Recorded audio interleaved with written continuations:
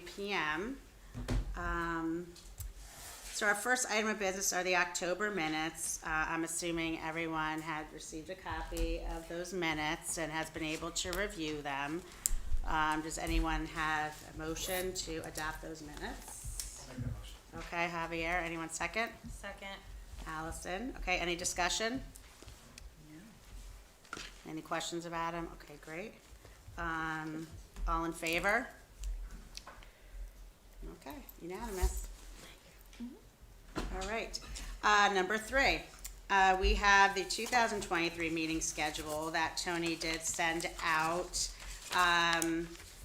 One note, and I'm sure there's others, but obviously on December 25th of 2023, we will not be meeting, so I would ask for that meeting to be crossed off. And if we do feel that we need to have another meeting in December, we could certainly, as we get closer, address that issue. And one other note I would like to make is that, yes, our meetings are typically 5:30 p.m. if we're meeting via WebEx. If they are in-person work meetings, then we have decided to make them 6 o'clock. So that would be the only change I would make to the schedule. Just so you know, Nicole, we have to set one time. Oh, we do? We do. And then you'll have to change the time as you decide for each meeting. Okay, It's- so we'll you leave know, I have to 5:30. give the town clerk a schedule, Okay, and they post it to the website okay. for the meeting schedule, so then we can always change it, which isn't a big deal. You know, Do we want to keep 6 or 5:30? Does anybody have any? Both work for me, so I'm, I think 6 Six Six? is easier for me because Okay. my son has soccer on Mondays Okay. till 5:30. So 6? Okay. yeah, that's fine.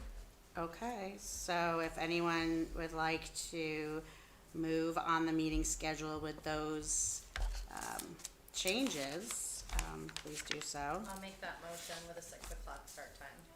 And without the Monday, December 25th, 2023, right? Great, okay. Any second? Any of us. Anyone? Leslie, you want a second? I think we were all at the same Okay. exact time there. All right, so. any discussion? Guess I put the discussion first, but any other discussion? All right, great. All in favor? Okay, that's also unanimous. Great. Okay, we will skip over number 4 because Rob is not here and go right on to number 5. Tim? I'll do my best to split this according to items 5 and 6. Two different, Right, for 5, what I would do for 5 is if we just want to talk about anything that's not under 6, and then we yeah, can that's- talk about 6. try my best. Okay, On very that- on great. that one, they I know a lot are them connected, but- bleed to each other, but Yep. I think we can. So, things of interest, I think, to public and owned properties. We had mentioned once before, and we are trying to go ahead with a jumping worm educational program. What is, Jumping worm, I heard about that. excuse me. I hadn't heard about that. Jumping worms are an invasive worm Oh, that can affect soil. And it is in Woodbridge already, and there are a couple experts who live either in town or in Bethany. And we are going to do a program, probably virtual, is the way we're thinking of it, as a way to record it and let it read it to more people. We've lined up, both people are willing to speak.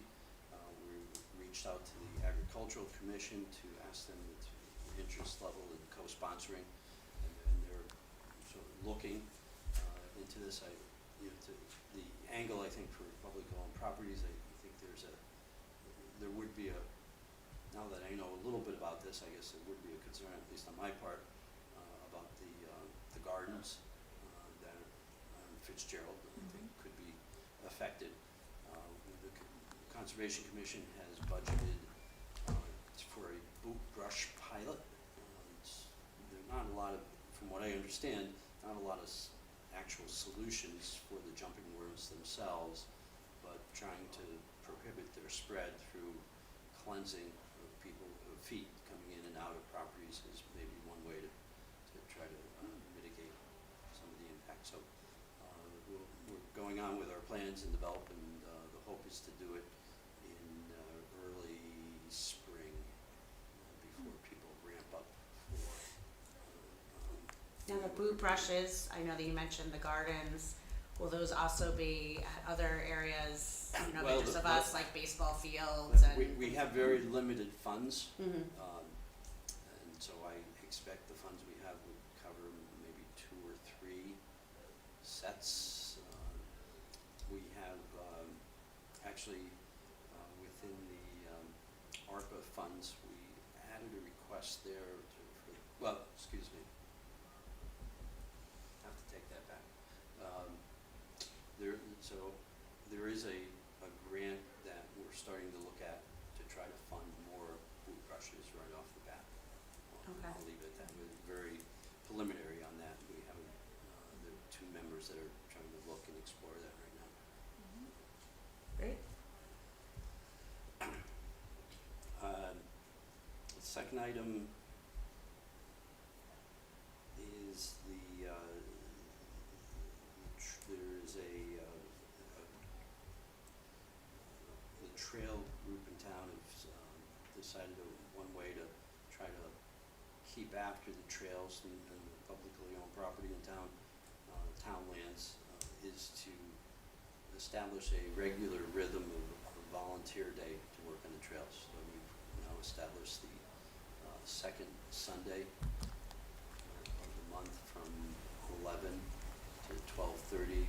People come and when they can and go home when they have to, of course. And we had the first one in the second Sunday this past month. We worked at Racebrook Track at the entrance that's right around the corner from Wedgewood.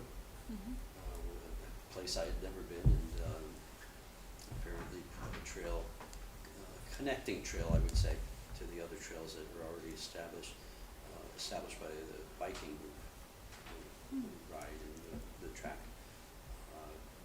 It is a very lot of invasives, but I think a lot of opportunity. I think at some point it would be great to put a parking lot, if you will, on the Woodbridge side of the Racebrook Track and make that an access point, an easier access point. Not that, you know, we go to another mile down Racebrook here or there, but that parking lot is frequently very crowded. I know. So this might be a nice addition, and surprisingly, when you look at the map, and the maps are on the wall opposite, if you're interested, you find out that there's a lot more land in Woodbridge for the Racebrook Track than I ever pictured there was. I'll just leave it at that. So I think there's an opportunity, and it's very beautiful on that side when you go in, after you start coming in. Third item, unless there's a question on that. Third item is, I'm going to read you a note that I received. I was contacted by a member of a Connecticut, University of Connecticut Extension program. I won't describe it too much. It's described in the note just a little bit. And this person was a mentor and asked me if I would be a community partner. The program's a conservation-oriented program to teach high school kids, give them a chance to do some conservation project, but teach them advocacy for the town. And they were looking for a community partner to help the student through the town, any roadblock, I don't want to say roadblocks, any processes that exist in the town that they would have to follow. So let me read the note and I'll make a couple more comments. This is an Amity, it doesn't say it in the notes, it's an Amity High School senior. My name is Sophia McDermott, and I am part of the Conservation Ambassador Program, CAP, at the Natural Resource and Conservation Academy at UConn, and she gives the URL. This is a year-long program in which high school students work with a UConn mentor and a community partner to develop a community-based conservation project. For my project, I hope to collect information on the public interest around Sperry Park and specifically the use of Sperry Falls through a survey published in the town paper and newsletter. The survey will aim to assess whether citizens want to make Sperry Park more open to the public, and in parentheses, in that recreational use of the falls is permitted, close parentheses, by giving it high/moderate impact designation or maintain its lower impact designation as a reservoir. Additionally, I hope to educate the town on the importance and history of the park through this survey, what it means to the town and what it has historically meant to the town. This project will hopefully educate and guide the town in its restrictions/allowance of recreational use in the park and provide more access/clearer guidelines to patrons. I welcome feedback from the Board of Selectmen or other town committees on the content distribution of the survey, and my note, that's why I wanted to ask this group a question on that. And the last paragraph, I hope to send out the survey and have the data collected by February of 2023 so that I can analyze and present the data in March. I look forward to meeting members of the Board of Selectmen and thank them for the consideration and interest.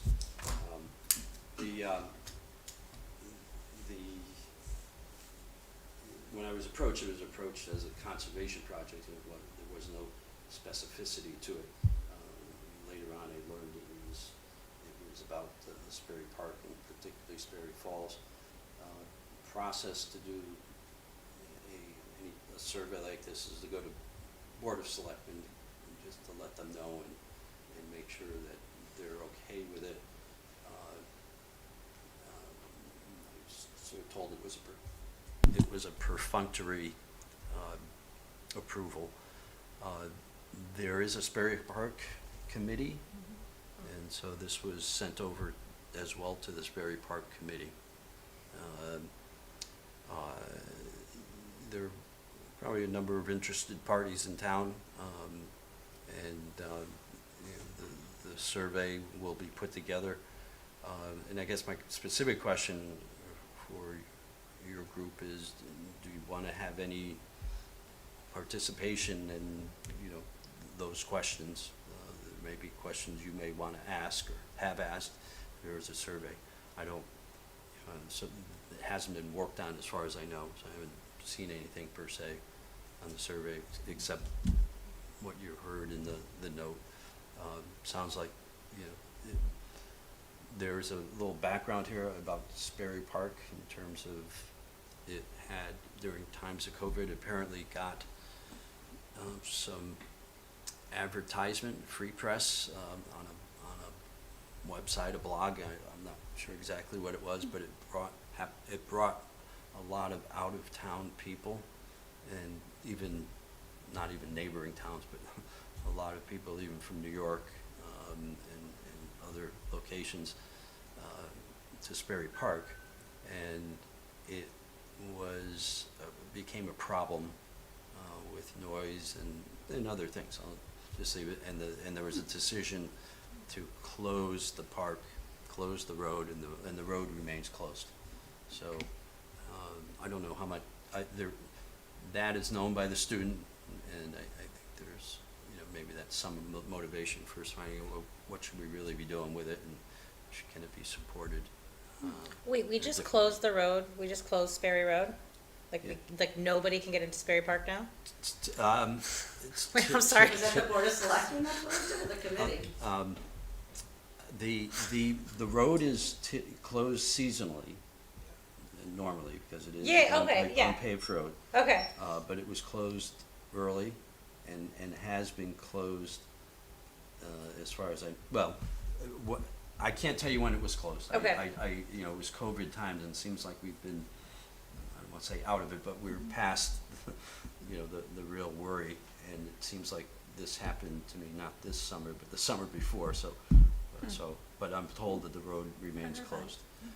The decision, I am told, was made by the Sperry Park Committee, or at least by the head of the Sperry Park Committee.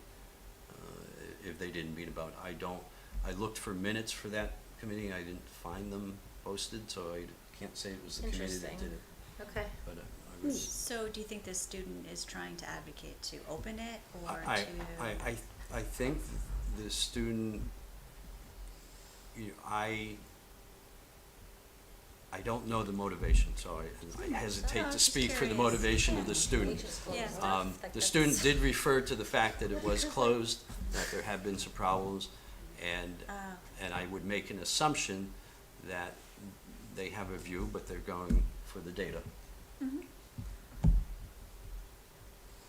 In response to that question, given I have- the fact that we don't know where this is going or Yeah. what the motivation is, Yeah. I would very much like to be a part, Yes, I Of agree. that I was just going to say process. that, yes. just to hear the questions at the very least. Mm-hmm. Well, Provide it sounds, feedback. she says what, survey to see if there's interest in opening it up for recreation, right? What's that, can you read that again?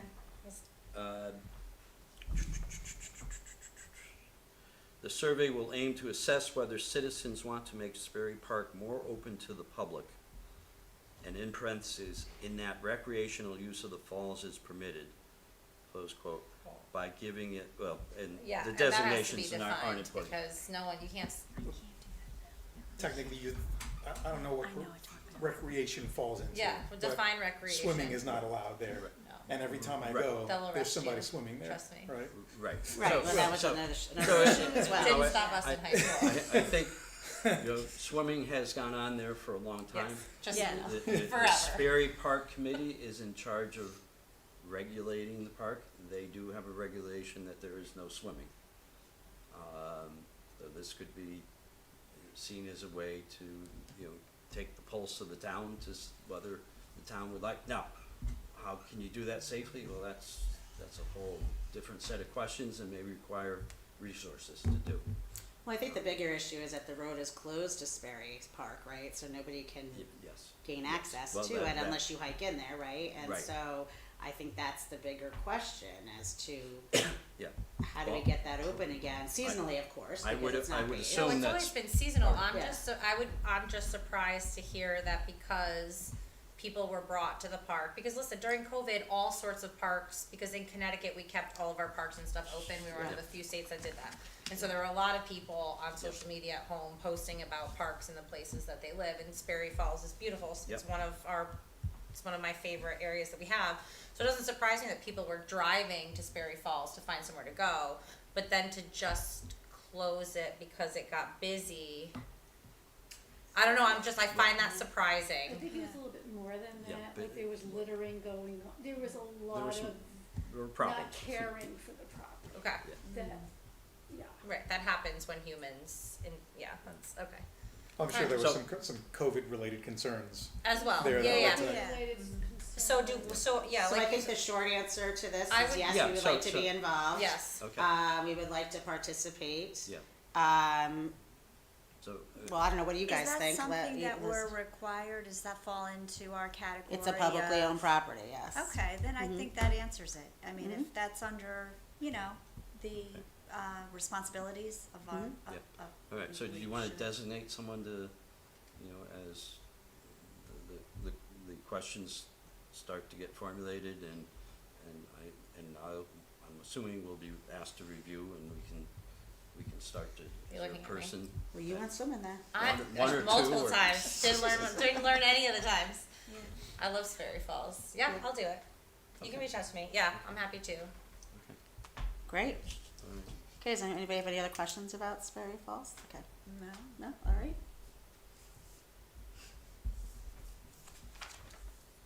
Okay, and I think that was it for the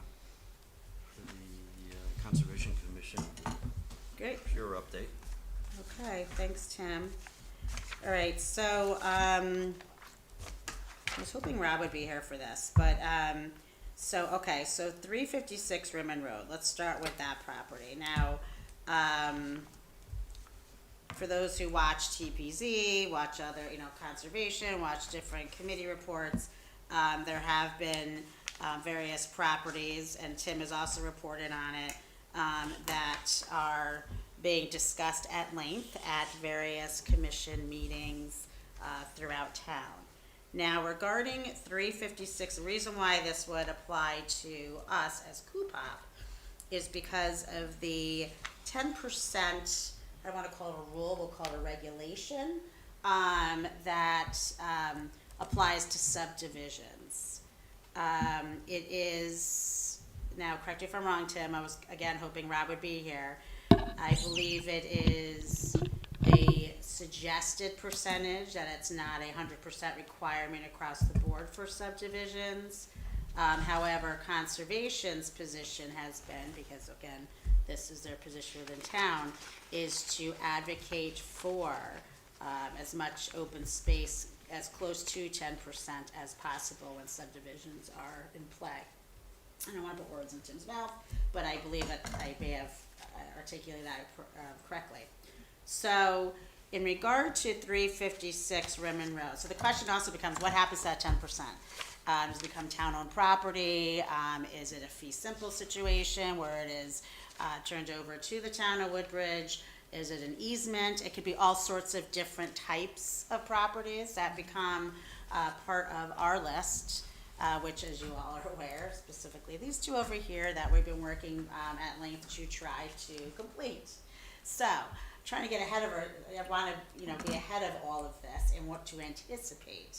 Now, Tim, with the 10% with 356 Rimmon Road, now I know that there was contact between conservation and the developers there. Will there be an addition to, in other words, more than 10% that will become open space? And if so, to what capacity? Okay. If you know the answers. Again, this would be a good question for Rob. I don't know if these decisions have been made yet, but. Yes, I think I can answer that question as well as shed light on some of the questions you raised earlier regarding the open space and the regulations. So let me start with that.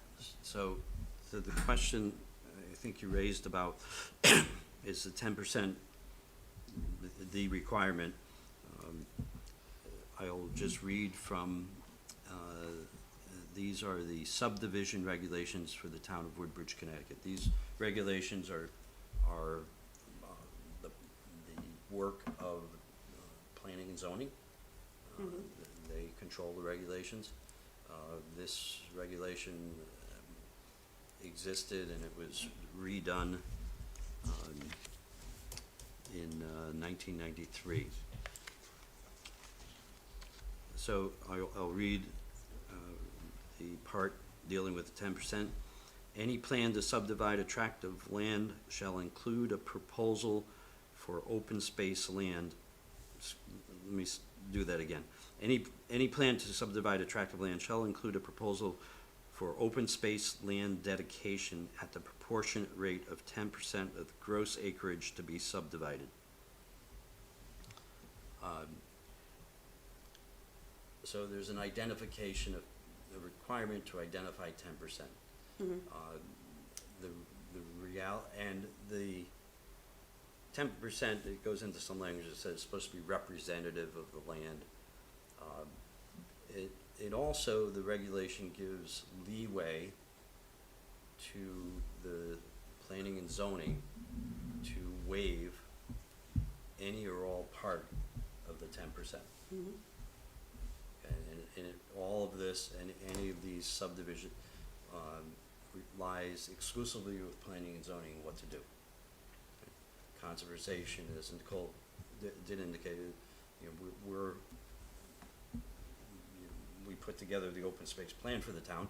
We're interested in open space. When there's opportunity to add to open space, it's something we look like. I think there's and again, Nicole, you made reference to this, so I'll comment on it.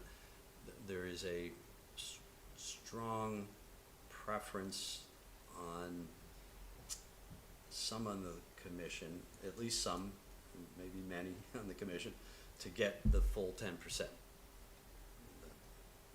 more open space you can get, the better. It's not shared by everyone on the commission, but because we do recognize that there are some parcels that may not be as lend themselves to a full 10% or even it's land that is worthwhile taking. So, not all, despite the regulation, not all applicants will come back and identify 10%. Merritt Avenue initially did not have any identified, but they were very willing to offer some part of the parcel. The 356 Rimmon, on the other hand, offered in excess of 10%, and I took a note that I must, oh, wrong yellow sticky. Let me turn the page. The 356 offered 8.2 acres, which was 27.3% of the parcel as open space. Is that because there are wetlands there? Yeah, I was just gonna Well, ask that, yeah. there's wetlands, but there's also woodlands. It's a combination, but still a pretty generous offer. And now when you say they offered the property, do you know to what capacity? In other words, will it be? Well, yeah, the, again, buried in the regulation, and I'm gonna read a little bit, again, the regulations, let me just read it. The subdivider may use any of the following methods for the provision of open space land unless the commission, TPZ, determines that a particular method would be more appropriate, in which case the commission's determination shall control. 1, dedication of the land to the town of Woodbridge. So, they give a deed. Yep. And it describes the locations, northeast this many feet, blah, blah, blah. And the town gets it, just like any other deeded piece of property that is now on the books as the town owning. 2, so these are alternatives. 2, dedication of the land to the Woodbridge Conservation Trust, which now is the Woodbridge Land Trust. Its name has changed. 3, provision of a conservation easement with full, limited, or prohibited public access. Number 4, provision of private open space land such as common land held by an association of homeowners. It won't be the case in the ones we're talking about. 5, any other mechanism the commission deems proper and suitable to protect the open space land. So they could say, gee, this land is adjacent to the Park Association's property, why don't we give it to the Park Association? It's not, they're not identified by name, but the commission could say, well, that makes sense, just add it on. So. Is there any indication as to which, I mean, I don't know if we're there There- yet, but is there any? Well, there were, I think the most common is just to deed the land. Yep. And it seems to be, well, either deed the land or deed the land and also give a grant of conservation restriction to the land trust at the same time. Typically, I was looking at the list of publicly owned properties, the larger tracts of lands, when they're given to the, when a person wants to give them or sell them to the town, but have them preserved, they'll put a grant of conservation easement on it as well. But I haven't heard that anything other than just the straight deeds in play. Rob, how are you? Welcome. Not to throw you, right there, because you just walked in, let you settle in, but we're talking about, any updates, if any, as it applies to publicly owned property with 356 Rimmon. Is that on the agenda for the next meeting? Or that was already discussed the last meeting, so is that? It was already approved. I apologize, I thought the meeting started at 6:30. It's okay. It's at 6, it's okay. Thank you for coming. We saved you a half an hour. We did. Look at it that way. Okay. I will adjust that for next time. We're in the process, just to kind of, just for purposes, so we're in the process of updating the publicly owned property list and incorporating deeds with it. And so, by we, I mean these two lovely individuals to my right who have been working on this project. So we're just kind of trying to get ahead of everything and what to anticipate in terms of any publicly owned property coming down the road soon, that we can subsequently just keep an eye out to make sure that we include that for our new list. So I know that 356 Rimmon Road was on the agenda of TPZ. It was approved, I believe, right? And so, and will that, the 8.2 acres be deeded over to the town of Woodbridge? Is it a conservation easement? Do you know that yet, or that's so a Do you tip? want me to come up Oh yeah, sure, come on, for their purposes? come have a seat. You don't have to sit back there, come sit. Anywhere. No, I'm good here. Perfect. Okay.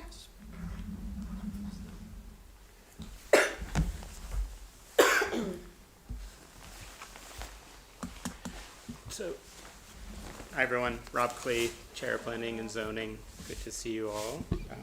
Thank you for having me here. I guess the question is on 356 Rimmon, Correct, which we yes. approved at our last meeting on November 7th. So it's our understanding that the applicant was in consultation with the town and or the Woodbridge Land Trust for who would ultimately be deeded that property, and it is, our general understanding is that they figure that out amongst themselves. So Okay. I'm not sure where those discussions stand, other than everyone was in agreement that both the property, and I believe they added it's basically an extension of the trail or a connection of the trail in Yeah, that. if I can comment on that, that's, Nicole, Right. you asked this question before. In addition to what was on the original plan, the Conservation Commission went back to the applicant and their surveyor engineer, and we asked for a 20-foot easement between, well, we asked for a pedestrian easement. 20 feet was granted between property owned by the town and property owned by the Woodbridge Land Trust. I think is that property is in Ansonia, I believe. In anticipation of the expansion project, that is.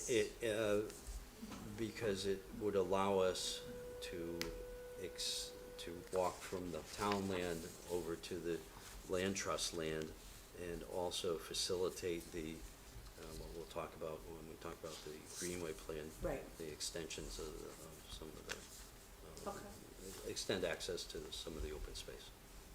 Okay. Excuse me. No, that's helpful. Yeah. Okay.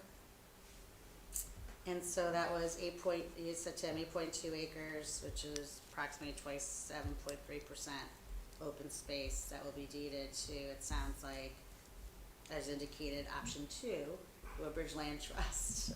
Yeah, I'm is not what aware we're of any anticipating. discussions with the Okay. land trust, but, you know, as Rob said, it gets worked out between those parties. You know. Yeah, I was curious as to how that gets worked out, and just how the process is. So like in those options you listed, right? So we have 8.2 acres. I noticed in one of the letters that you attached when you talk in here about the 20-foot pedestrian easement across the southern border of Lot 1 that allows passage from, right? That's what we were just talking about. Yep.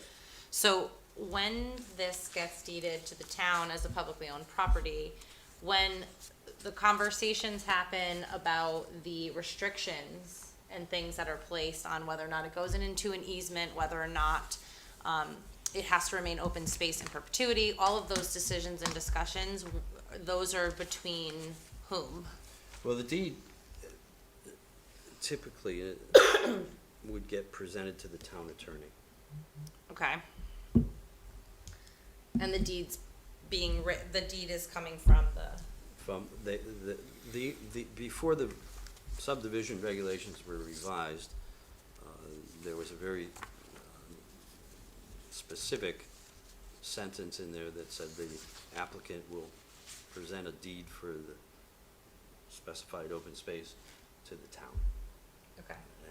And that language, I don't think is in the 1993 revision. I don't recall it being there. I have to look. I think I made a mental note that I wondered why it was taken out, but that's how it has to happen. I've been talking to Chris Sullivan, she made a comment to me, there's a deed, it has to happen that way.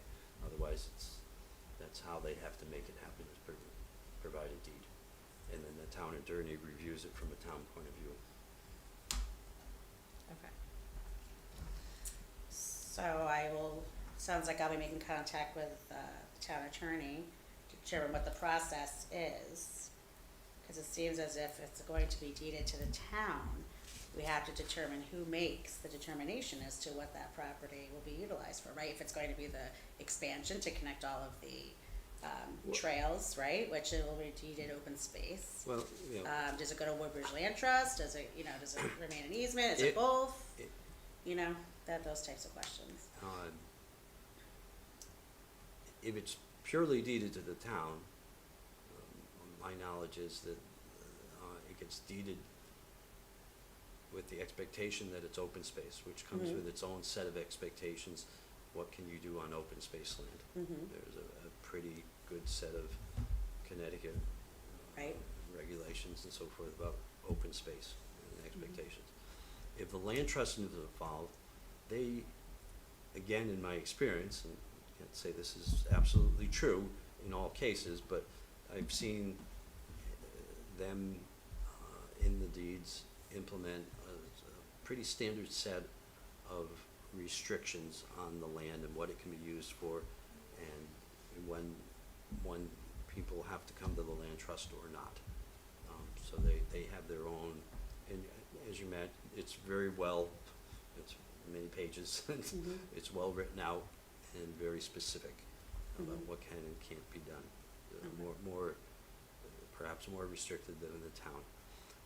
The other comment I would make is that land I've seen that the town has obtained doesn't necessarily have, and somebody brought it up, forgive me, I forget who, doesn't have protection into perpetuity.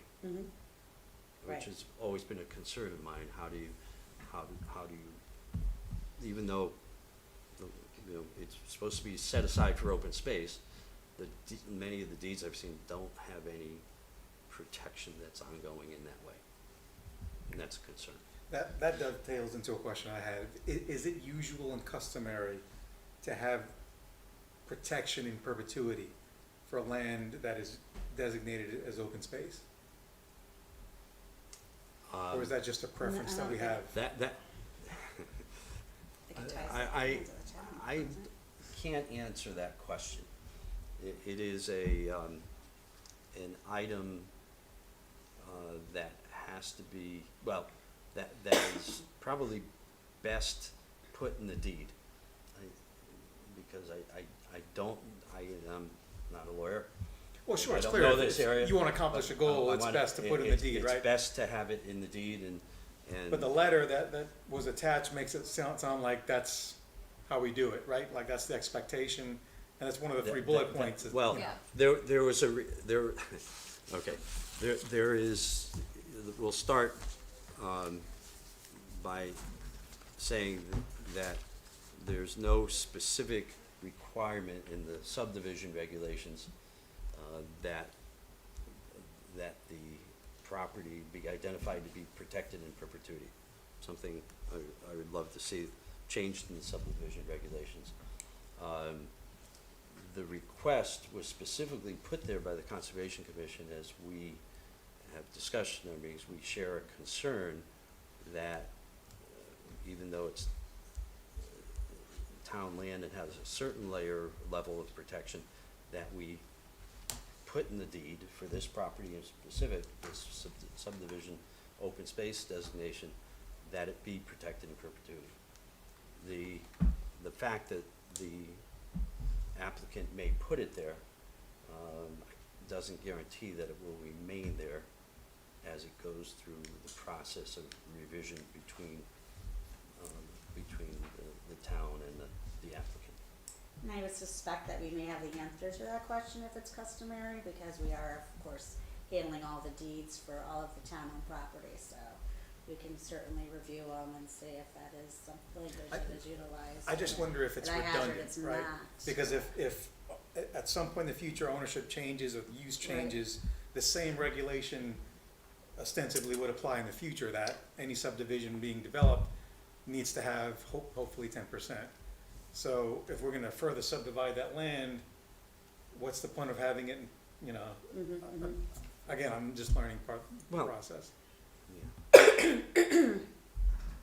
Yeah, yeah. And you don't have to answer to that, Tim, I'm just Yeah, trying to think out loud. I don't know the capability of land that's been identified as open space in a subdivision to be, and it was deeded to the town for that land to be used, for other purposes. I just don't know if there's a legal constraint on that, there might be, and. Rob, do you know the answer to that question? If you- I do not. Okay. Okay. I'll be curious when as we review all the deeds of the properties to see what language is utilized in Yeah. deeds.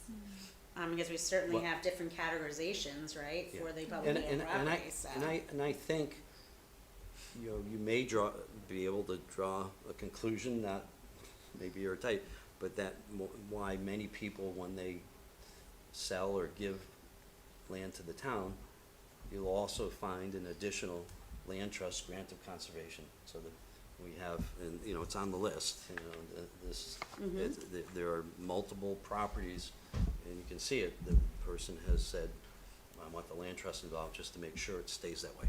Right. So that tells me something, tells me Right, there's right. some concern shared by more than just, Yeah, and the land trust serve, but that's the purpose, right, Yeah. so there's open Yeah. space and there's conservation, the land trust serves a purpose of, that's a very well regulated, the stipulations that go onto a property, that's the Woodbridge Land Trust are very, I think open space in general being deeded in perpetuity to a certain usage, you know, 30, 40, when we're no longer here and that land is owned by the town and the needs and the population are different and there is land that is protected in perpetuity by the land trust, I don't know. I mean, just- it does, the land trust doesn't have to be, the land trust doesn't have to be bound if the deed says that this land is open space land in Right. perpetuity. Right, You- cause you don't have to- that's You don't have to go through the land predefine the trust, uses. correct. Open space land has a well enough understood meaning, I believe, to protect it. So in regard to, so it's getting back to 356 then, we do know that 8.2 acres will be coming to the town, but we just don't know, we know it's open space, but we don't know whether there'll be a Woodbridge Land Trust component attached to it. We're not quite sure who makes that determination, so that will be one of my questions to the town, There's how your that homework, is. Nicole. Now, That's you know, your homework. That's my homework, right, you know, okay. you know, apparently, as the land was approved by the planning and zoning, there was no expression of a desire in which way the land should be given. There's a list of 5 alternatives listed in the regulations. I don't think the commission made We did no not. request to the. We did not express a preference. So I think they'll probably default to option 1. Right, that'll just come, however the deed come in, because there's no Option one by recommendation. default. Right, yeah. right, however the deed is written up, then it'll Okay. go to the lawyer. That's, All right, great. All right, so any questions about 356? and I brought a large, it doesn't have the easement on it, but if anybody wants to look after, this is the Okay. property of subdivision. I think I Couldn't did send that out. I think that was part of the attachment. Yeah, I think. have that. Yeah. Did I send this out? How did Yes. I- Yeah. Oh, I sent a link. Yeah. That's right. Of course, if my life depended on it, I'd be dead because I cannot read this. Oh, I know. I mean, you know. And I'm like, oh. Yeah, no, if you printed Yeah. it, Yeah, yeah. your I dad would- is your It's printer. totally meaningless in my hands. But yes, I did get to look it over. Yes. Okay. Three at a time. Rob, I just want to jump to number 4, if there's any TP, I mean, we're kind of going over TPZ update now, I think, right? So, Yeah, and I apologize, I don't have a copy of your agenda either. oh, I'm sorry, it's, number 4 was TPZ update, but, and that was, but looks like we may be going through some of your updates.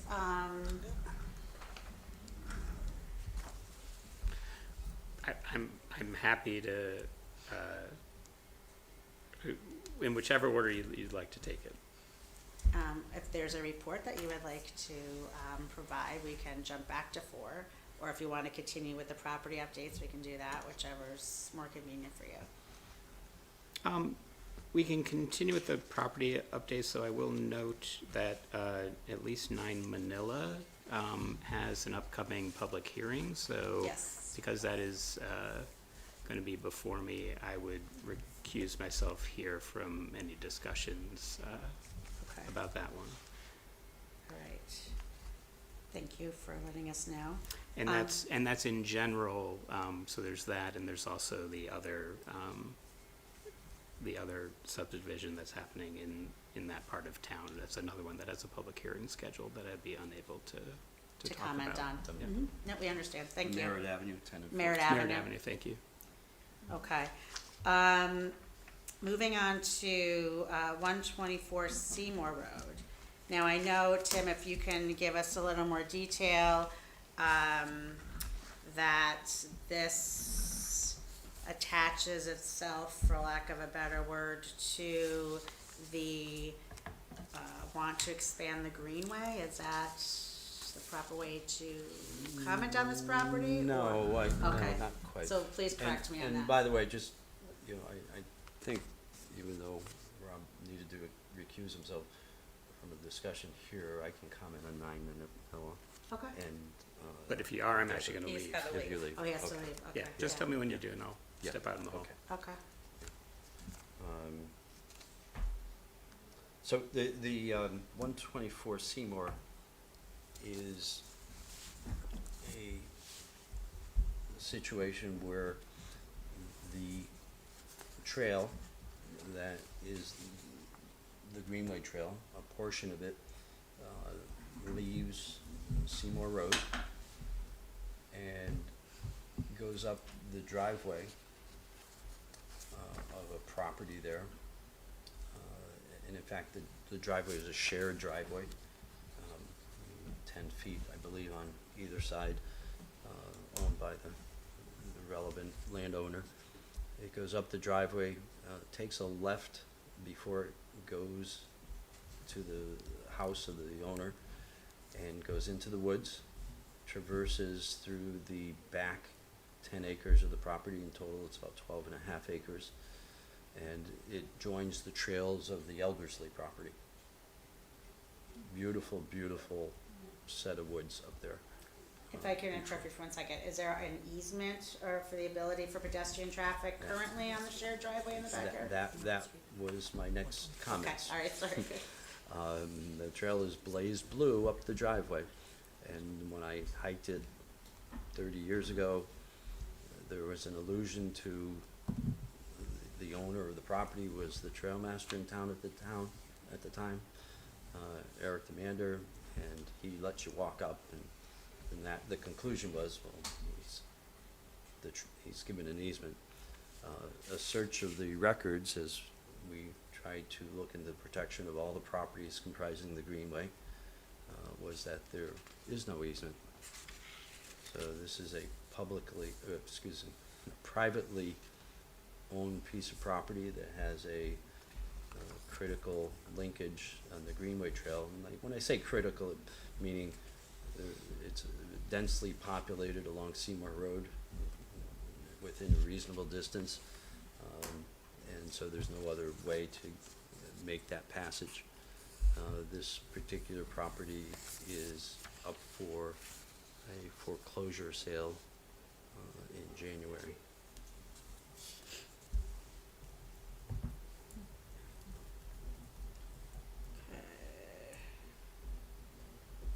Now, conservation, I know had at some point conversations or spoke with, or the Board of Selectmen about, trying to obtain this property at some capacity, whether it's an easement or potential ARPA funds, or That- can you explain that a little bit, or?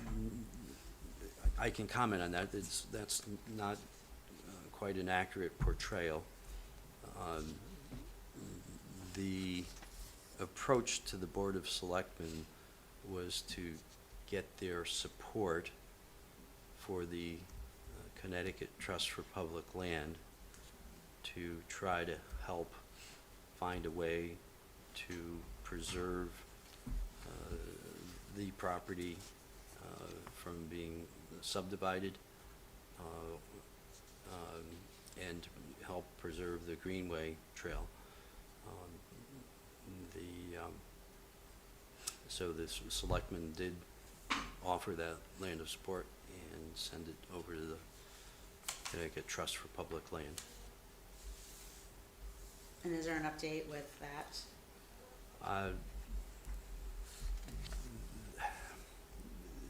There was no positive progress to coming from the Connecticut Trust for Public Land, finding a solution. I think I think the sense I get is that this is, let me just say, small potatoes in the world that where most of their projects, not to say they haven't done projects of size, but I think the sense I got was you should really look to the town. It's hard to believe the town couldn't find a way to come and make this happen. So, you know, that hasn't panned out yet.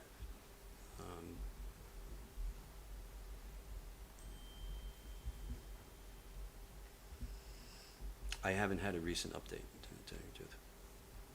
Okay. Do you have follow-up questions? Anyone?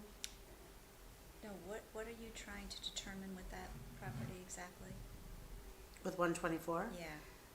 Well, I believe that there's a want and a need to utilize that property to, as it turns out, to not have an easement on it, right? In terms of connecting the trails and any potential greenway expansion, right? So there's a potential that if,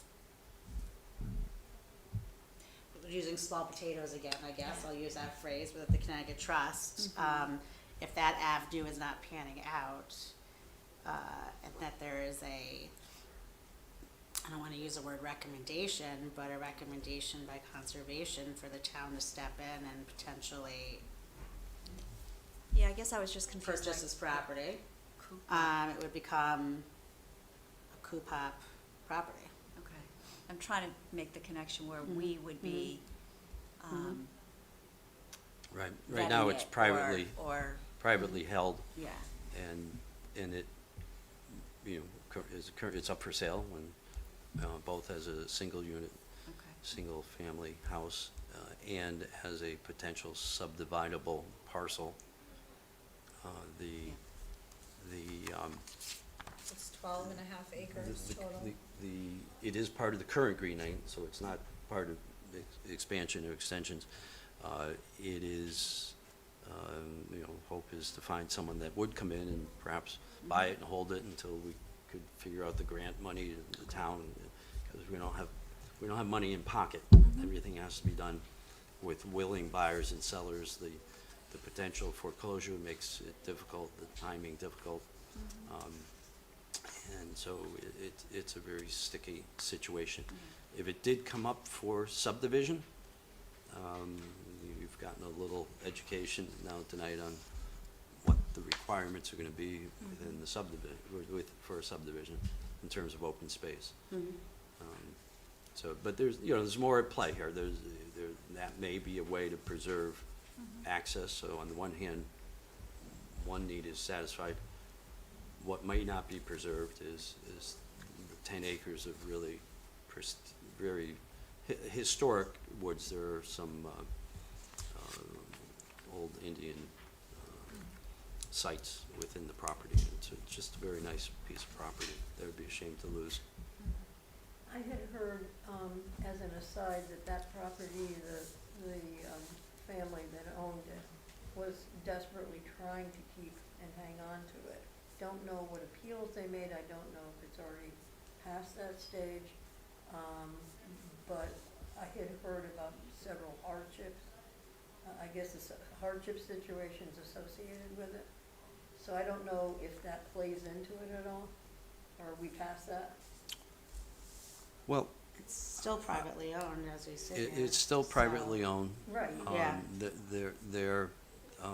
There's certainly not means available for the family to do much, the immediate family. There's been some talk about the extended family possibly trying. That has not panned out so far. I think I've lost my thought on that. You made one other comment. I'm sorry, I've lost it. Beyond the point where the family trying to salvage and keep, but it sounds like it is I still mean, privately owned, so. Well, I know it is, I'm just wondering if their appeals have been exhausted, if there's any chance they might be given an opportunity, or is that already passed to hang on Appeals to to the, for the foreclosure to proceed? well, I think the bank has said they're done. Okay. I not those exact words, but that's my understanding. The bank says, we're done, we're just gonna get what we get for it, at an auction. The reason I was asking the question before is just because Cupop, like, we determine the use, but when we come in to, there's a lot of upfront decisions and definitions and legalities that happen before it's brought to us, so. Yeah. I just wanted to make sure I understood Yeah, when, because there's a fine line sometimes, you know, Yeah, that we. I think I Hear originally, about something sooner than we can do Yeah. anything with it, and then yeah. sometimes not No, soon I enough, think you know, it's I a little bit of both. I originally mentioned this some meetings ago, Yeah. and just in terms of the totality of the Greenway, and the fact that this was happening, and we were looking for any angels any of you might know that would come in and be able to help out a situation, to help do a bridge so that a solution could be found, the family could maybe, that was the point I lost before. There are members of the family that would like to see at least the house kept in the family, and perhaps splitting property such that the 10 acres is open space, and then, pick us amount of acres, 2.5 or 1.5 acres is with the house. So, No, I think to answer your question, Patty, it is a line, because if we are to determine the proper usage for the town and the best use of the town for a particular piece of property, there has to be a time that we, like you said, before it's already been determined, that we do have a recommendation as to what the appropriate usage would be for town-owned property, right? And hear from the public and, Right, you know, go exactly. through the whole So- process. You're right, I mean, you said, sometimes, it's too late because it's already been determined. I mean, Right. some of these properties that we've owned, that we've had for quite some time, that is something that maybe we can have a say on now, right? But in terms of properties such as this, that is, like you said, we are charged with that, making that, that determination or recommendation to the Board of Selectmen at what particular point in time Right. do we Does then the become use- involved, right, right, because we're get determining the determined. use, right, so, but it sounds like it's privately owned still, it sounds like, at the point in time, the Connecticut Trust for Public Land is not, going to be the angel right now that conservation is looking for, and we'll see what happens with the property, after January, I guess, right, so, okay. Rob, I hate to kick you out for 9 Manila. Do you have anything else you'd like to report on with or do you want to just step out for 2 minutes? I'll come back. And Okay, do it'll be a very full- quick. Yeah. Okay, I'm Yeah, sorry, Robert. Not as long as the prior two I items. feel badly Sure. for kicking you out. Okay. All right, now moving on to the property that is coming up for public hearing at the next TPZ meeting to hear from individuals that live around Manila. This is one of those circumstances where, well, Tim, you can explain that, Manila. I know that there was a concern because there wasn't a 10% being offered in connection to that property. So, I mean, there's some pieces of property, but I don't know if it rises to the level of 10%. Okay. The presentation was made by the attorney for the applicant.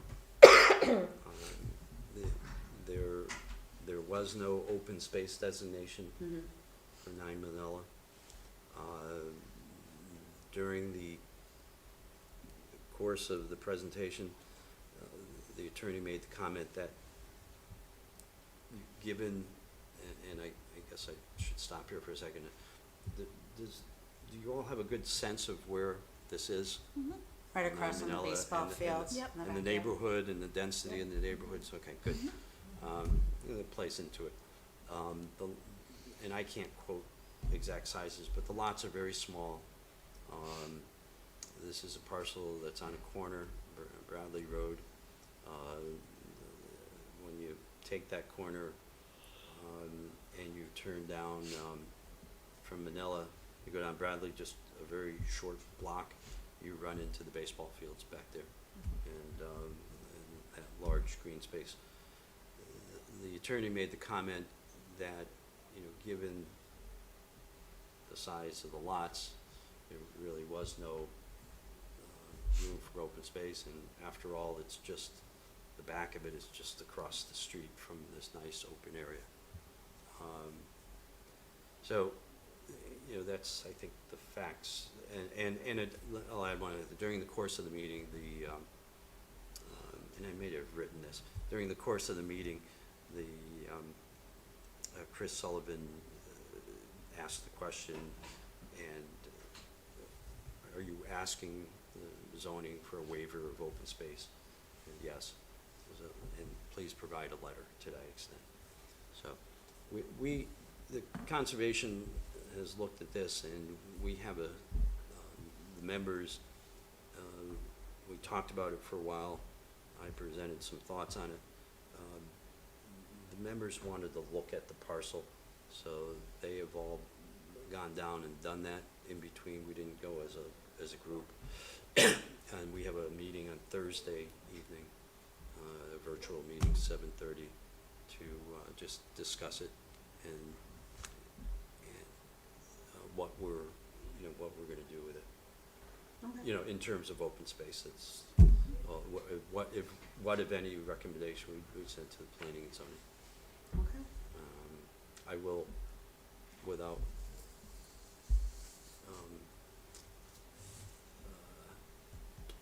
taking away something that has to be done by the commission as a whole, say there is room to suggest something there. Okay. All right, so it sounds like, so you'll have your meeting on Thursday, there's a public hearing. I believe their meetings are the first Monday or Tuesday of the month, aren't they, TPZ? Monday? So it sounds like that's coming up Yeah. right around the corner. So, Yeah. that'll be, determine what happens there with any potential publicly owned property as a result of this. And it'll be a subdivision. small amount of It'll be a property. very small if it's amount of any- property. if it's anything. It's a very So- small, yeah, so- parcel. But Right. nevertheless, could be important for the Right. people Right, who are there and in the area. right. Okay. Any questions on that? And See what happens next week. was 10 and 14 Merritt Avenue on your, No, it was Was- not on here. No, I didn't is put there- that on the agenda. okay, reason? It kind of fits into the same pattern. Probably just oversight on my part, to be Okay. honest. I didn't All put it right. on here, so. But, just to make Rob had mentioned it before, there's a public hearing coming up on January. On Merit. Yeah. Okay. And, So I'll make sure I put that on the agenda for January so we can discuss what happened with that hearing as well, in addition to 9 Manila, because we don't have a regularly scheduled meeting for December. All right, great. Any other questions on that? Can we let Rob back in? yeah. That'll be kicked Tony, him out. thank you. In the interest of time, with the expansion of the Greenway, Tim did provide that information to us. There are various town-owned properties, obviously, that that are within the request for the recommendation for the expansion. So I would ask if everyone can digest it, read it, and if we have any questions, we'll readdress this in January. Does that sound like a plan? Okay. All Well, right. Can I just make did read. what I hope is a helpful comment about Sure, reading go it? ahead. Yep. This is not a document to be read word for word, okay? Some of the verbiage is probably worth if you were out, this is the Woodridge Greenway Yep. plan. Okay. And the verbiage is probably good to read because it maybe gives some philosophy of what's driving the Conservation Commission. It is also acting to document the properties that comprise the Greenway. When we started, no one knew what it was. And it also documents, I think, what we were talking about before, the protection of each of those properties. And that's what we've been working through. And I'll take this opportunity to say that the grants and aid piece of it, researching what protection that offered and which properties are covered under that, there's something we were very interested in, and we've finished that research. So there may be changes on that as I take this somewhat colorful document that was the result of the research of the properties in category 1, and then filter in here, and then hopefully when you're ready, I'll pass this on, and you'll know what I found about category 1 properties and whether they should be there or not in the view of my research. So don't try to read necessarily through each, especially what exists. If you want to, fine, but and the expansions, the extensions to it is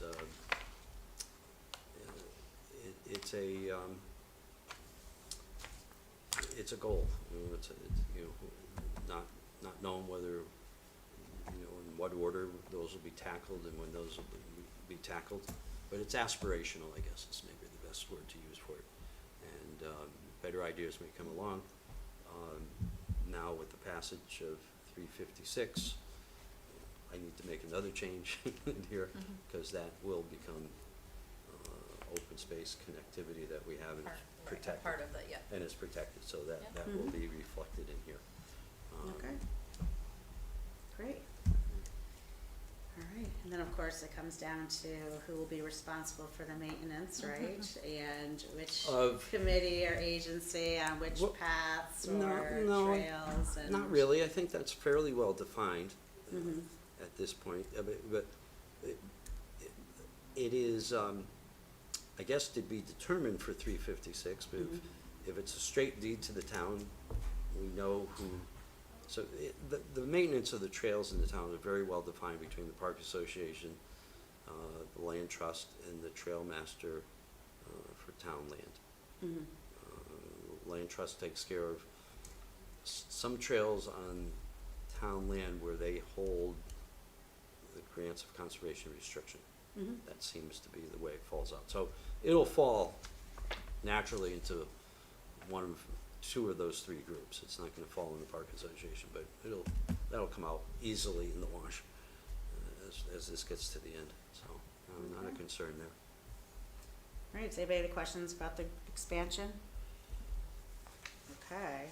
Leslie, would you like to report on the dog park, please? Sure. Right, so Jeanette, has let us know, and this probably, if you're involved with the dog park at all, you got a similar notice probably in your emails. The Board of Directors is pleased to announce that the annual meeting of the Woodbridge Dog Park Cooperative will be held on Thursday, December 1st at 7 p.m. here in room 16 of the Center Building. We are very excited that the meeting will kick off with a short presentation by Bill Berloni, followed by a question and answer period. He's best known as a trainer of rescue animal stars for film and theater. Bill is also the director of animal behavior at the Humane Society of New York. You can learn more about Bill at his website. It's www.theatricalanimals.com. There will be a short break after the speaker before getting into the business of the annual meeting. We will review this past year's accomplishments and finances and lay out priorities for the upcoming year. More improvements have come to the dog park. In October, 4 trees were planted, 2 river birch in an extended berm on the large dog park side, and 2 autumn blaze maples on the small dog park side. Additionally, a new bench was placed on the small dog park side. Last week, concrete pads were installed under each of the benches in both the large and the small dog parks, and this will cut down on the wear and tear in front of the benches, as well as the mud that inevitably accompanies it. All the plantings, benches, and concrete pads were paid for via generous donations from the community. The water hydrant, which we talked about before, will be turned off for the season in the next few weeks. Service will resume in April of 2023. As the holidays approach, and this is an appeal, and I agree with it, please don't forget that you can earn money for the dog park when you shop at Amazon and designate Woodbridge Dog Park Cooperative Incorporated as your 501c3 of choice. To date, the dog park has received almost $900, and she says that's real money. And you can click to register. As always, if you have any questions or concerns, you can email the Woodbridge Dog Park at gmail.com. I don't know if any of you have done the Smile, Amazon Smile, but I've been doing the dog park and also Friends of Animals, and it's just great. They probably made at least $1 million from me. So if you're interested, please consider giving to them. Great, thank you, Leslie, thank you. Okay. Any questions for Leslie on the dog park? Okay, so regarding the working session, because it's now 7:15, anyone who's interested in working on the project of completing this list, Well, has anyone gotten to look at the spreadsheet that Yes. Javier created? I had a question and then I stopped because, so I looked at category 1 and I noticed that a property was in category 1 and 3. So I'm like, I'm not just gonna start moving things around without asking if I'm supposed to, because it could be because it's managed by the town and also, it might be a dual purpose, so, So the spreadsheet at this point is not a source of any kind of information. What we did was we pasted the list, the list that we got in electronic format into that template that we built, and we just wanted to set up the template. So at this point, I would encourage discussion on just the structure of the spreadsheet itself and not the content and the categories of all that in there. I haven't started filling in any kind of information, linking to deeds or anything of that sort. The only thing I did for review purposes was complete the first line of information, which I think is the transfer station, 85 It Big is, Cornville. yeah. yep. So that one should be relatively accurate, but in reviewing that one piece of property, I saw that we might want to discuss whether that should be in category 1 or a different category, because it seems to fit the characteristics of other properties that are in different categories. It looks like it's in category 1 because it received a grant and aid, but it's currently under the direction of a town commission. right, And if you look at the rest of the properties that are category under that heading, such as the school and, you know, other things of that nature, it seems like it would be more appropriate to be There. changed. But at this point, nothing has been changed because that's a function we've got to undertake together as a commission. So for, guessing for now, the important piece is to input everything, so that we can then subsequently review. And Right. is it difficult to move Even between before we get to that categories? point, we want to make sure that before we start filling information, that there's not other columns or features that we want to add to this.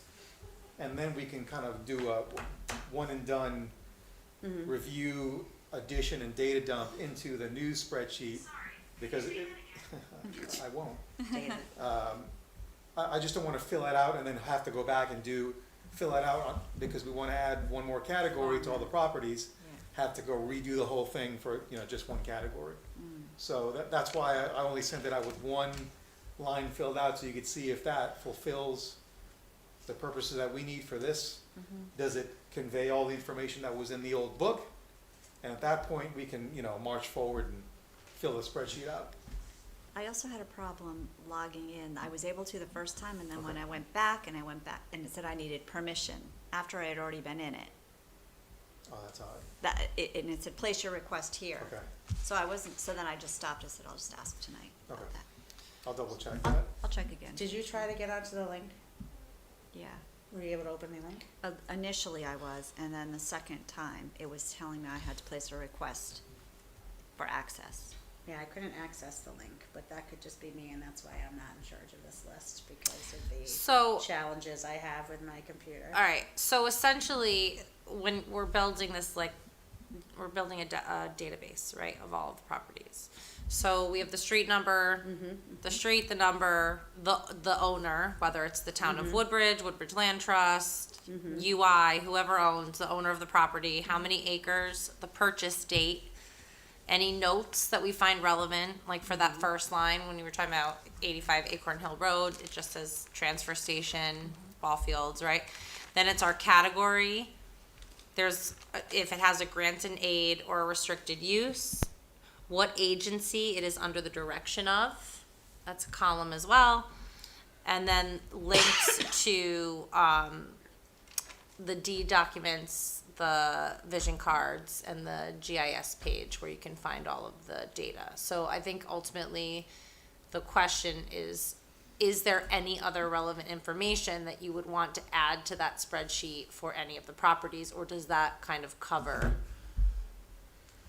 Is there anything, Rob, for example, that TPZ would need other than that information for this publicly owned property list?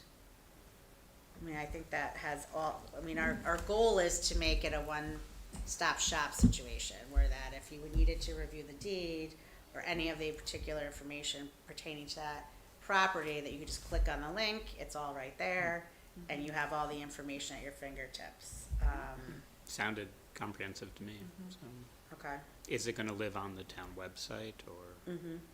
yes. Yes. It'll live on the page, on our page, so that anybody can access it and have that information. Any commission, committee within town, And to the make it new easier for everyone. And then new information that might walk in the door, who's gonna be receiving it? You know, like if a piece of property has to be entered or changed or something, did we determine how that's gonna be maintained? Right, so that would be my question, Rob, and I don't know who we would talk to, whether it would be making the request through you or Chris, that if there is a piece of property, we just discussed, Rimmon Road, for example, that we could be notified so we could add it to the list. Will you know when that's completed, or is there somebody else I should be asking about the deed? My sense is the town attorney would be the Contact person? contact person for all of those Okay. types of Makes recordings. sense. Okay, so I have to speak with him anyway, so I will definitely put that on my list of questions for him, because that's right, the list is only as good as the information within it, so we have to make sure that's updated. And when this committee regular. rolls over to a new group or Right. something, there just has to be something in place. Patty, I just changed the settings that allows anyone with a link to access it, so you shouldn't have any issues getting in. The one thing I do want to encourage everyone is to play with it, click on all the links and see what works and what doesn't. Because we were able to link to all the information that's in the old book. However, the deeds themselves, they load in a viewer. So we can't link directly to that document within the viewer. The link in the spreadsheet takes you to the town website where you can look up the deeds. And then you would use for example, The address. the deed document number in the spreadsheet is 101900. You would type that information into the viewer and that would bring you to the deed. Okay. So it's indirectly linked for the deed. All the other information is directly linked, but that's the only piece of information that is not directly linked. So I would encourage anyone to play with it and see what works and what doesn't. Let us know. And once we get to a point where we're comfortable that everything works, then we can start loading it up with the information and discuss from there. Okay. So, by way of emails to say we've played with it, or we don't wanna wait a whole month, or, especially since, so is that okay Yeah. to just do it that way? Sure. Okay, Whatever's easiest for you. yeah, And I well, yeah, I don't know about the, Yeah, I don't know what I know it's starting to get a little crazy for the month of December, but, if we needed to, just for those that wanna work on this project, or we're my designees for the project, thank you very much, really appreciate your work you guys have been doing. We could certainly have a meeting, and, work on it and start putting all the inputting that we need to do, into the system, once we get the emails from everybody that we've tried it, it works. Yeah, because then it's just Green light. inputting. Right, and it's just basically time consuming just to get everything in there, right, so, It's really not gonna be that much, cause we've already got it. Part of the construction of the spreadsheet is preservation of the source material. So we've got a tab on there that lists the original source material, and once we get the go, all we have to do is basically start copying and pasting into each line, and that way we don't have to manually enter anything, and that eliminates another one of the risks. That's great. yeah. And then once it's all put in, it would just be a matter of going through each one, agreeing on the category, then it's each property, all of us collectively going through it, saying, yes, this should be category 1, or this should be category 3. Yes, this, and just moving through that, approving it, and then it's ready to go. That would be a real working session. Just- Yeah. That sounds like a full working Yeah. meeting there. All right, great. So, once we work through it, hopefully, which will happen shortly, and we test it out, then how long do you think you would need to put everything in there? And would you like all of us to help you? What works best for the two of you? From when we get the go, to start filling it in. I mean, how many properties we have on here? There's not more than 100-something lines. Yeah, there's 179 lines. That's not gonna take more than a couple of days, because it's just, honestly, the time-consuming part is gonna be looking up the deeds on the land records site and then, inserting that link. So if we split that up, I mean, I don't wanna overpromise with the holidays and everything, but, If we split it, I mean, you're looking at me like that. How about I turn this question to you? In a perfect world, given it's December and the holidays, and once you guys give us the get-go, we're talking first of the year? Sit down and go through all the properties and do that piece, and make sure they're That's fully. doable. That's totally doable. Yeah. That's Yeah. doable? Okay, Yes. good. That's what I would, the Yeah. perfect, That's why I'm in a like, perfect world. let's all manage let's just, that's doable. Right, in a perfect world, if we were able to review all of the data that you put into the list, and we can, properly make sure everything's categorized properly, I would like to see us do that, because we don't meet until the 4th Monday anyway, so it'd be nice to have that, ability at that meeting. Perfect. Especially if we split that list up. I can do half that list by then. Okay. All right, and does it work better for you to be on your own, on your own time, or for us to be sitting together? And You if know, I think part of the benefit of having it in the cloud is that we can do it Yeah. whenever, wherever. All right. Okay, great. Does anybody have any other questions? Any other, I think all the information's there that we need, so I think it's great. So thank you very much for all your work. Just had one question, what research in the deeds? You made a reference to the times. So you can view deeds, all the information in the vault downstairs you can view online. Right. However, you can't, it doesn't open up in its own web browser Right, page. It opens up within the viewer. Right. It's like software that loads within your browser. right, And then the deed is viewable within its own window. right. So there's no link, you can't directly link to that, you know. Yeah, understood that You as could a refer to it restriction. by book or volume or, you know, page Right. or document number. Each, You- each deed will have its own document number, and that'll be in the spreadsheet, so that's what you're plugging Right. in, and it'll bring the deed up for you. Okay, and I had understood that from your earlier comments. I thought you had made a comment about the time it's gonna take to load all the data. And while you were saying that, you were saying the time is really gonna be taken up by looking up information in the deeds. Correct, so to what- fill in what one do you- property, if I'm gonna fill in the next property on this list, Yeah. it'll take me 10 seconds to copy and paste the spreadsheet information, which has Right. the category, whether it's got a grant and aid, all that stuff. But when I get to the links, I've gotta go to, 3 different websites and then look up Oh, okay, 3 different just to get links. the links. And then paste that information Got it. into the I spreadsheet. thought you might be looking for information in the deeds relevant to the property, and I Not yet, didn't understand. eventually we'll get there. Great. Okay. All right, any questions for Javier or Allison regarding that project? Again, we really appreciate all the work you guys have been putting into this. It's fantastic, thank you. All right, any other new business that we want? It looks like we are off for the month of December. Yep. You had mentioned something about pursuing the hybrid version. Yes, do we have an answer regarding that yet, Tony? As I mentioned at the last meeting, it all just depends on staffing for the media department. Mm-hmm. So there's just not enough staff always to do that. Is that something that is potentially in the crystal ball? I'm not really involved with that planning of that. I don't know. I will continue to try to find an answer for you, Leslie. Oh, I thank you. will, I'll see who I can speak to, okay? And, see if I can get you a concrete answer. Yeah, I Right. know Laura's concerned as well, Mhm. so that would Okay. be great.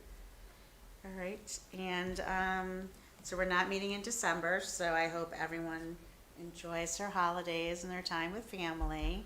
Rob, did you have anything from TPZ that you wanted to share? Sure. Just quickly recognizing that the hour is late and I was late as well. So that's my first order of business that I will actually make sure we meet at 6:30, which I was on autopilot for a 6:30 meeting. So apologies for that. And I'll give a brief report tonight, but also we'll welcome your feedback before the next meeting on the types of things that you would like to hear in this report. I tried to sort of focus on, the last couple of months of our activity and things that have a nexus with publicly owned properties, but not being too restricted there. I'm obviously also happy to answer questions to the extent I can, because there are certain things that'll be either still before us or heading to a public hearing that I can't have those types of conversations outside of that formal hearing process. So real briefly, we've already covered a few of these. Our last November 7th meeting, we scheduled for a public hearing, the 15-lot subdivision at 10/14 Merritt Avenue. That'll be at our January 2023 hearing date, because that has to go through a few coordination type meetings, and we're hiring a consultant and a few other things. So that one is a little bit of ways. We also scheduled a public hearing, though, for 9 Manila Avenue, which is a 3-lot subdivision. There's one existing house on a piece of property. It's an existing 2-family house, and they're trying to split the property into 3 parcels so that there will be then 3 2-family houses on that lot. And that's scheduled for our next meeting in December, which is the first week of December, I think. So week from today, pretty sure. As you already heard, we approved 356 Rimmon, the subdivision application with its over 8 acres of open space and a trail connection, but you've already talked about that. We also, at that hearing, denied 110 Luciani Road's application for an excavation permit to build, I believe, a house or two within that cul-de-sac area over there for the applicant's failure to produce reports and materials that we had asked for over the course of 2 months plus of public hearing. Back in September 6th, we approved the Toll Brothers development at Bradley Road. And for this group, we did require them to do extensions of the sidewalks in and around their properties. So there'll be extensions all the way to the shopping area. That's the where Seoul, that restaurant, and I believe some sidewalks on the other side as well, and I think a sidewalk that wraps around on Litchfield Turnpike. And this is in the question of how much detail you want. We also approved a indoor soccer facility at 136 Bradley that is going to be next to Tennis Central, owned and operated by the same folks who do Tennis Central. They're that bubble down in Bradley. And then my last item of interest is that we have engaged a planning and zoning consultant to help us with a cleanup of this. This is our current zoning regulations, which were adopted in July of 2019, and ever since we've been struggling with some a varying mix of dead ends, references to tables that don't exist, and some pieces and parts that are not fully aligned. And it's unfortunately, and this is crazy to even think, the fact that it is a 2-column formatting makes it nearly impossible to update easily.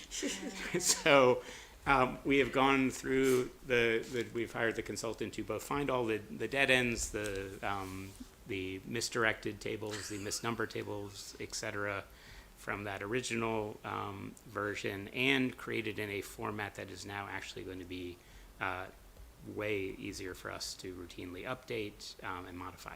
That will actually require a public hearing because it is too far removed from that original date to be Scrivener's errors. So these are now actual changes to our regulations.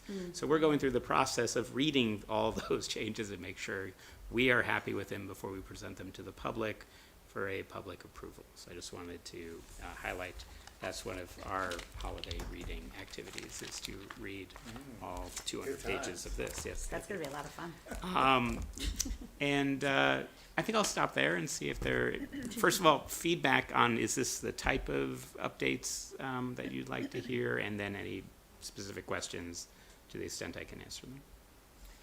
I mean, I think it is definitely the updates that we are looking to hear, especially as it applies to the publicly owned property component or potential to involve Cupop with that. I mean, we, of course, as you just heard, would like to easily update our lists as well in the manner in which we're creating it. So it'd be nice to keep ahead of all of that and make sure that it is as up to date as possible for the town.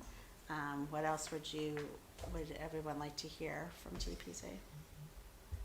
I think, you're just breaking it down further from some of the newsletters that you get, kind of a high level, recap, and yeah, it's a good opportunity to ask any other questions if something is of interest, so that's great. Sure. Thanks. Do you know of anything else you guys want to hear regularly? Is there a mechanism by which we can collect information on what's potentially a new publicly owned property aside from Rob or Tim letting us know? So I know that the answer I would probably be given would be to review the agenda items, right? The line items of all the different commissions and committees, but you're right, it would be great if there was an ability to communicate, but I suppose that's what the agenda would be for. So we just should probably look out for the agenda, or is there an easier way for Chris to contact one of us and indicate the following properties are on the agenda that potentially could have the, publicly owned property component attached to it? Yeah, I think Chris would be a good sort of source of that kind of information of what's coming. And I should note, and Chris informed us, we've had more subdivision applications in the last 2 months than we've had in the last 10 years. And so, literally, so this is not, it seems like it's happening every month, but it's pretty rare actually for us to have subdivisions that then have that potential for the 10% or so of open space opportunity. But Chris, and to the extent, I think the town attorney will be the one when it finally comes down to the actual deed creation, the, negotiations, and obviously staying in close contact with the Conservation Commission, and we don't at TPZ deal directly with the applicants until they're really in front of us in that formal process and setting. They deal with Chris. So we seldom know what's coming until we get the agenda, the week or so before. Okay. So Chris would have that insight of what's more likely, who's in her office planning to come into TPZ in the next month or two. She has all that insight, and she doesn't bother us with that. So I can certainly contact Chris. I talked to her about something else actually today, so I will ask her. I just wonder if She it's, can if notify maybe it's us. worth, at least on a quarterly basis, touching base Right. with different liaisons and Mhm. making sure that there's nothing new that we should be aware of. Sure, I will Because, definitely I ask mean, this Chris. was great, that this, Mhm.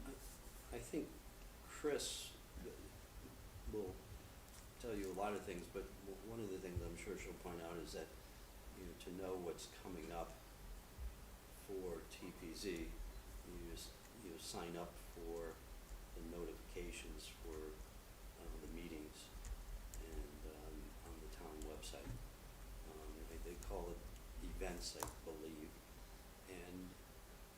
and that will give you, notice of meetings and special meetings and agendas for those meetings, so you'll see what properties are coming up and whether it's a subdivision or not, or you can decipher that usually. Would recommend if you're interested in advance warning many times, not always.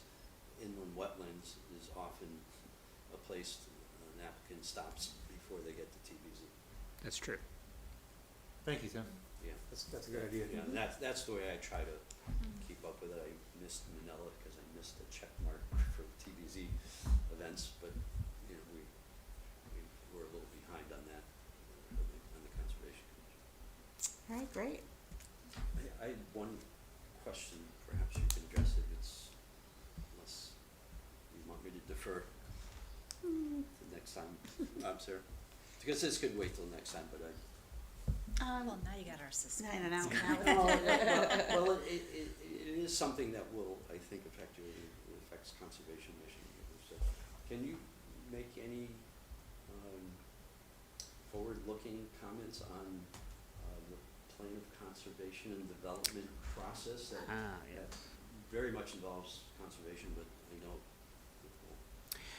Yes, so that is, it has it's reviewed every 10 years. 10 years. 2014 was the last one. Yeah, so it's coming up in 2024. Our next version of it is due.